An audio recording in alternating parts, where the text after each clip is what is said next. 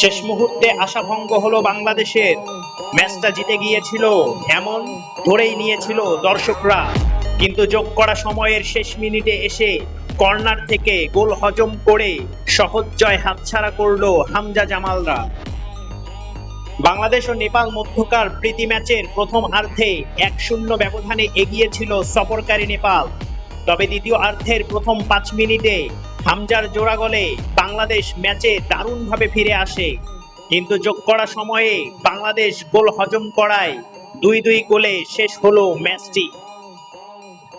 দ্বিতীয়ার্ধের শুরুতে coach Cabrera defensive midfielder Sohel রানার পরিবর্তে সামিত সোমকে মাঠে নামায়। খেলার দ্বিতীয়ার্ধের প্রথম মিনিটে বাম প্রান্ত থেকে ফাহিমের ক্রসে নেপালের এক ডিফেন্ডার ক্লিন করতে ব্যর্থ হন। বলটি অধিনায়ক জামালের পায়ে গিয়ে পড়ে, তিনি চিপ করে বলটি হামজার দিকে পাঠান।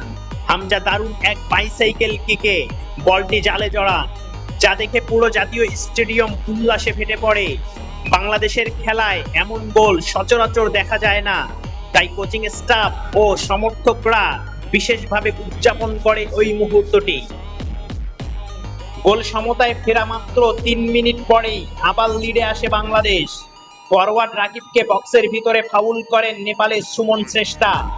বল বক্স থেকে বাহিরে যাচ্ছিল, তখন রাকিব বলের পিছনে দৌড় দিচ্ছিলেন। সেই সময় সুমনের বাধায় পড়ে যান রাকিব।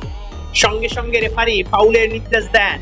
নেপালি খেলোয়াড়দের আপত্তির সত্ত্বেও সিদ্ধান্ত অপরিবর্তিত থাকে।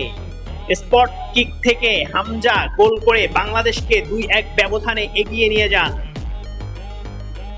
তবে শেষ হাসি হাসা হলো না বাংলাদেশের। 2-2 গোলে ড্র করে মাঠ ছাড়লো হামজা জামালরা। চ্যানেলটি সাবস্ক্রাইব করে সাপোর্ট করবেন।